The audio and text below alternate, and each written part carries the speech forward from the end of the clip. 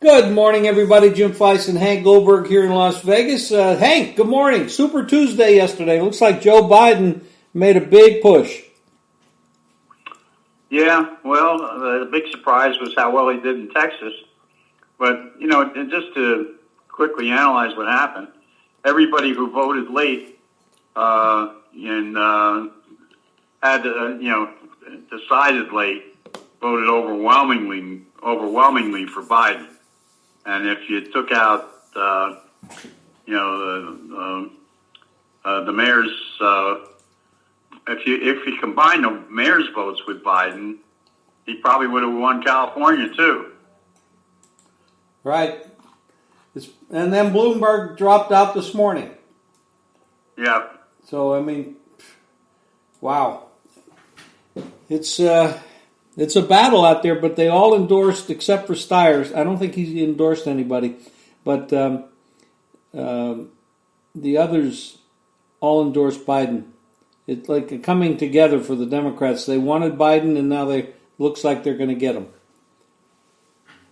Well, the other research shows that he's the one with the best chance against Trump. So they showed he was the most electable. That's what it was. Right. Well, the country is divided. There's a lot of things going on. The coronavirus is terrible, and God only knows where that's going to go. I go to a gym out here, and matter of fact, I was there yesterday, and just got a notice this morning that it's the cleanest place I've ever worked out in my life, and they got the bottles of Purell everywhere and the wipes and everything, but they sent out a notice this morning that there was some bacteria boy, I tell you, I guess I'm not going to be going to the gym for a couple weeks. Oh boy, wow. It's bound to happen. I mean, you think about the casinos and all the people. The World Series of Poker is coming up, and you got people from all over the world that come here to play, and that's going to be cut way back. And then when you're playing poker, you're sitting at a table with a lot of people, and there's people are touching the chips and the cards and the table and the railings, and if there's bacteria out there, that's a perfect place to get it. The NFL draft is thinking of not coming here for it, but doing it electronically and through the offices of the individual teams. Wow,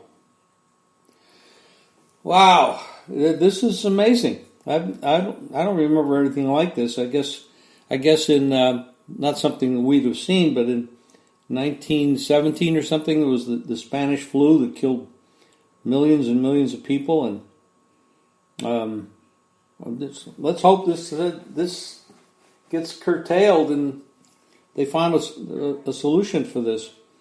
It's not good. No, it's not. Not good at all. And then they've got the college basketball tournaments, and there's been consideration about not allowing fans. I saw a game in Japan. They had no fans. It was just the teams playing, but there was no people there. That's kind of crazy, but I guess anything's possible in times of when you have a lot of stress and stuff going on like this. Crazy stuff. We're coming down to the end of the regular season. There's some tournaments that are already going, and it continues to happen, Hank. And maybe you have some insight on this, where teams have these big leads, and they just can't hold them in the second half of the game. And we had it last night as well. Well, Penn State blew a big lead against Michigan State. They had a huge lead in that game, and Maryland, who consistently blows leads, lost to Rutgers. That was a big win for Rutgers. So. Kentucky. Marquette lost. Yeah, Kentucky blew a big lead as well. Yeah, they lost to Tennessee. I think they had a perfect record when they had a big lead in the game, and they blew it. I mean, it's amazing how this is happening.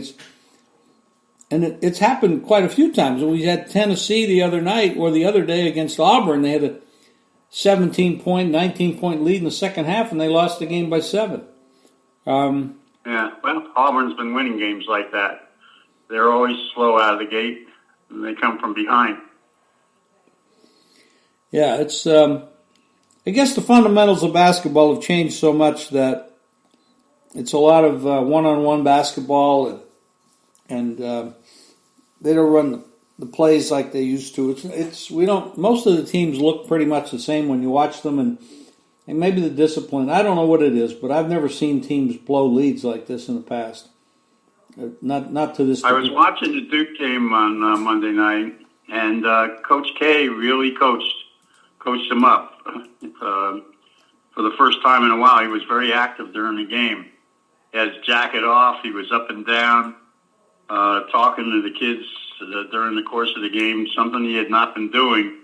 They went to a zone defense, which they had not been doing, and the zone was very effective, and it helped them to trigger their break. They got a lot of easy shots off of it, and it helped a couple of guys considerably in terms of their scoring, and they racked up a pretty sizable win. So I'll be curious to see how long that lasts. They got North Carolina on Saturday, but he was very involved, and maybe he's a little sensitive to criticism he's been getting, as their team had really not played very well over the last couple of weeks. So, but they looked very good Monday. Who knows if that's going to last or not. And Carolina had a big win against a Wake Forest team who had been playing pretty well. So, excuse me. So, the Big Ten is very hard to evaluate. Talking about teams not holding on or whatever. Penn State, Michigan State's a team that's starting to play well. It's not surprising under Izzo at this time of year. The team I've been watching that has been playing well consistently lately is Ohio State. The people who evaluate these things are saying that as many as 10 teams from the Big Ten could go into the tournament. Wow. Yeah. Wow. Yeah. Well, I know one thing. Well, yeah, that would be incredible. Well, you're talking about everybody except Nebraska, I guess, and Northwestern. Northwestern. Yeah, it's well, there's some good teams out there that don't get a lot of press. They play well. They got good coaching, but you always wonder whether they'll break down and let those teams in. That's we'll see. Well, there's a game Thursday. Montana is playing. That's for their conference championship, basically. And Montana's got a pretty good team. So that's a team that nobody talks about. And of course, you've got the a couple of tournaments. UNLV plays an early game on Thursday at 2:00 locally, and they're playing Boise. And they've won 5 straight games under this coach, and they've got some people give them a long shot possibility, although they would have to beat a top 5 team to come out of that tournament. But they're playing at home. Well, they were the ones that broke the San Diego State streak by beating them earlier. They were the only team they lost to. That will come back to haunt them, I suspect. Probably. There's. It's really Thursday's a beautiful day. There are a lot of great things, a lot of great matchups, and some of the games will be early, so people have to, like San Diego State's playing 11:30 in the morning, and UNLV's playing at 2. Some of the matchups are already up, but they're still finishing off the regular season in other events. So it's really exciting. And by the way, I was looking up a lot of stats on Dayton. You talked about them as a possibility to win it all. They have really been playing well, and while they didn't cover the other day, they still won. They've got a game today against Rhode Island that'll be interesting to watch. I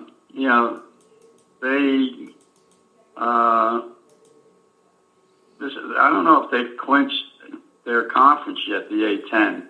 I think this game has some meaning for them. And remember, they had a 14-point road loss against this team earlier in the season. So they'll be sky high for this game, I would think.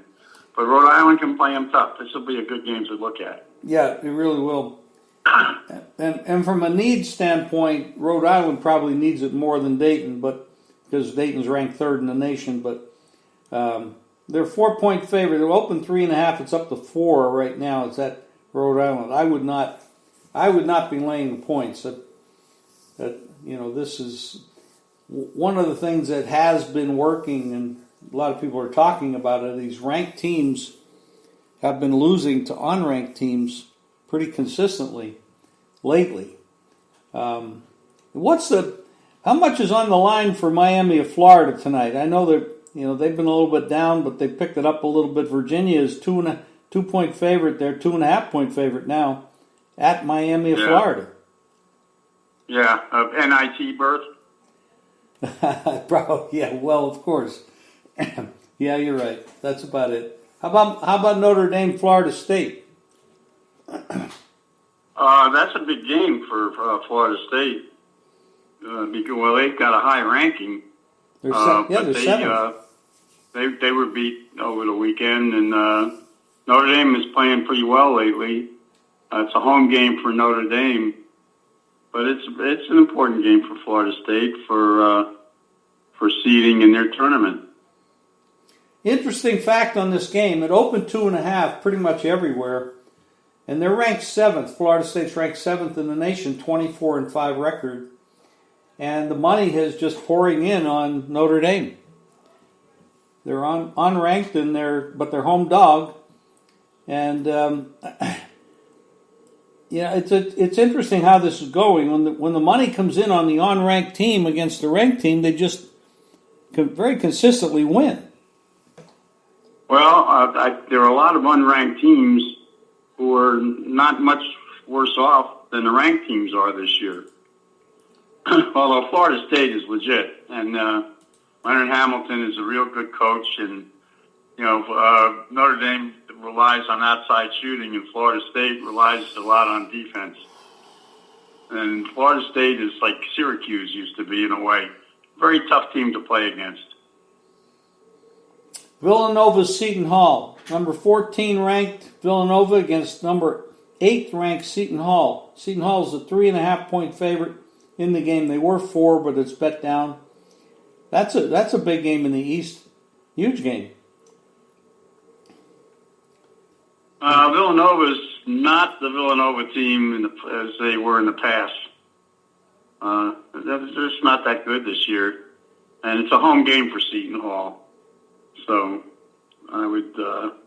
I'm not huge on Villanova. Seton Hall should really control the boards in that game. You're right. They will. And I think they beat Villanova by 8 on the road previously. Yeah, I think you're right. Creighton got smacked the other day pretty bad by St. John's. They come home, they're playing Georgetown, who's really banged up. They have a lot of injuries. And Creighton opened 10.5, 11, up to 12, 12.5 now. And they're 11th ranked team in the nation. and a lot of people are coming in on them. A lot of money's coming in on them to bounce back off that terrible effort. I read some of the stuff out of Creighton, and they're extremely disappointed in their effort for sure. But they gave a lot of credit to St. John's. I mean, like you said the other day, St. John's couldn't miss. They just hit everything. So that'll be an interesting game. Well, Creighton, and St. John's scored about 5 straight baskets against them and opened up the game. Where they had one guy who was shooting the lights out and from all over the court, and Creighton had no answer for him. They couldn't score coming back the other way. They did not play well. That's true. It's baseball. I will tell you a play that I made this morning. I've got I like to bet a lot of long shots. Baseball win totals. Division titles, Super Bowl, or not Super Bowl, but World Series championships.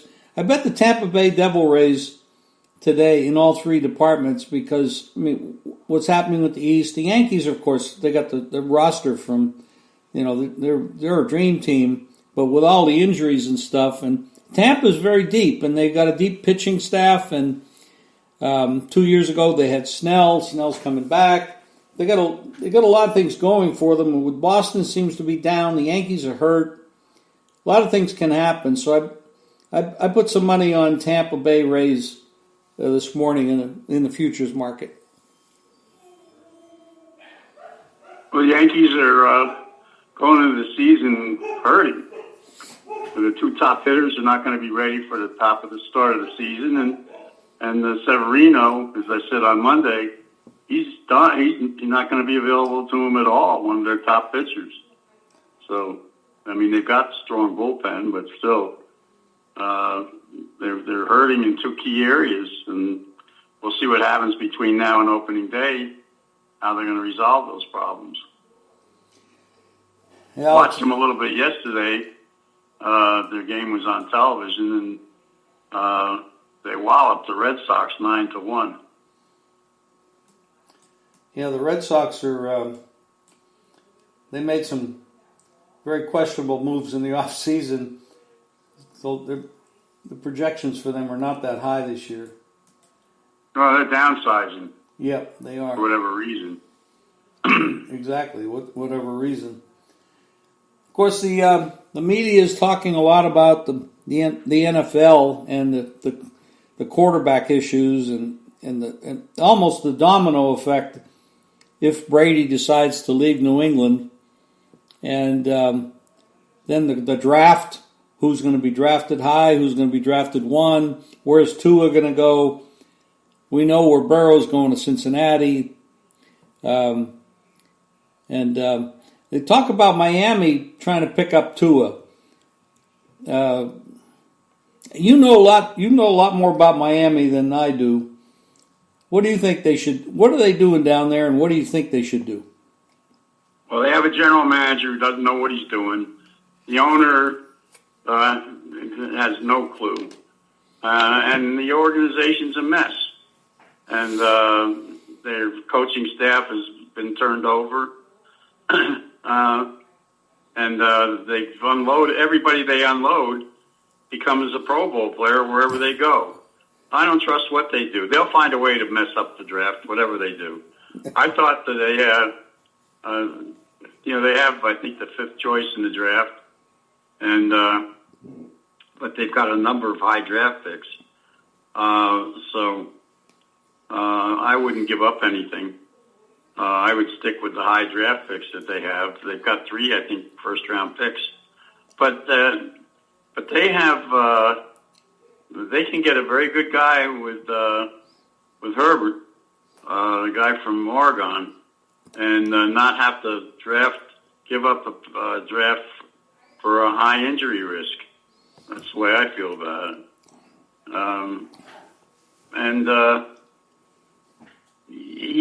He fits the mold of the mobile quarterback, but I don't think he has the arm strength that the Oregon quarterback has. And the Oregon quarterback is big and strong. He is. Very, very much so. I like him. I think that the kid from LSU is already telling me Cincinnati that he wants AC Green, so they've decided to put the tag on Green at the age 32 to keep him. Interesting. They're very interesting. Well, Burrow had one hell of a year. I mean, his accomplishments were incredible. And he deserves to go number one, in my opinion. Big question mark on Tua's health and whether he'll have injury issues, but he's also a very talented guy. And somebody's going to take a shot on him because you don't find that kind of talent every day. And if he's healthy, he could really make a difference. There's a lot of talk about Kevin Long being as good as any of them, and but he would figure to go down the line in the first round. But he's a first round pick too, so it's I don't know where he goes, but you're looking at what's that? You looking at 4 or 5 quarterbacks in the first round? 4. 4. What do you think of Eason? He's got a big arm, that's for sure. Yeah, I think he's. I don't like him that much. I think he goes in the second or third round. Okay. He turns the ball over too much, and he not smart. Makes a lot of mistakes. It cost them a couple of games. Well, anything else you want to cover today, Hank? 2 races this weekend. There's a race at Santa Anita for the 3-year-olds. Baffert may have a couple of his horses going in it, and but there'll probably be a small field, maybe 6 horses going. Wow. And then there's the Gotham Stakes in New York. That's a big race too. So those are 2 races to keep an eye on this weekend. I haven't seen the draws yet, but I know there'll be some attention on Santa Anita Saturday. And I guess pretty much covered everything. Oh, yeah, NBA games are impossible to handicap right now. I think you mentioned this on Monday. It's, you don't know who's playing from game to game. And it's too tough. I don't think it's a good idea to get involved in NBA until the playoffs. Well, in the past, that was pretty much my rule of thumb. Is I would not play much NBA throughout the season, and I'm trying to really spot plays here and there. But this load management issue that the NBA has got to stop. Not only from a handicapper's perspective, but people take their kids to the games to see these stars play, and they're not there. And, these tickets aren't cheap. And NBA is killing themselves with this. And it's a ridiculous concept to allow that to happen, in my opinion. It's... your kids want to go see these stars play, and then they haven't even taken the trip with the team. So anyway, that's my opinion. Well, it's hard to control that when they're playing 82 games.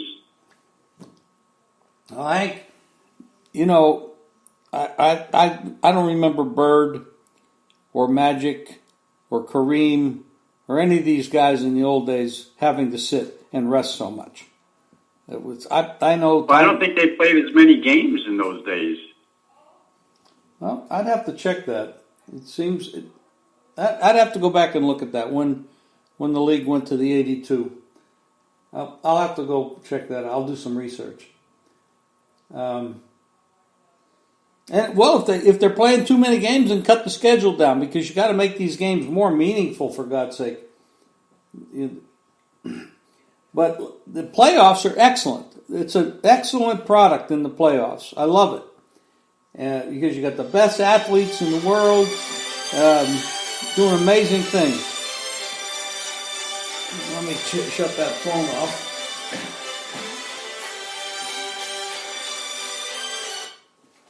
Sorry about that. Well, right now, Philadelphia, for example, has two starters hurt. Yeah. And they won anyway the other night against Milwaukee. What's happened to Milwaukee? That's the big question in the NBA right now. Milwaukee's on a losing streak all of a sudden. Yeah, it's a team that's 52-9. Maybe they just got a little fat and sassy. Maybe they're chilling out mentally. Korver's out for them, but that's not going to change anything. They're just not playing well. And Philadelphia beating them with being hurt, that was amazing. Yeah. All right, Hank, we're running along. How about we talk on Friday? Okay, Montana, don't forget. Montana tomorrow. Okay. Thank you. Bye, Thanks. Hank. Bye-bye.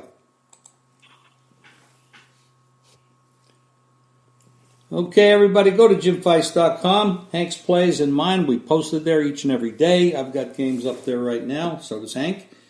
And we'll talk to you on Friday. Thank you.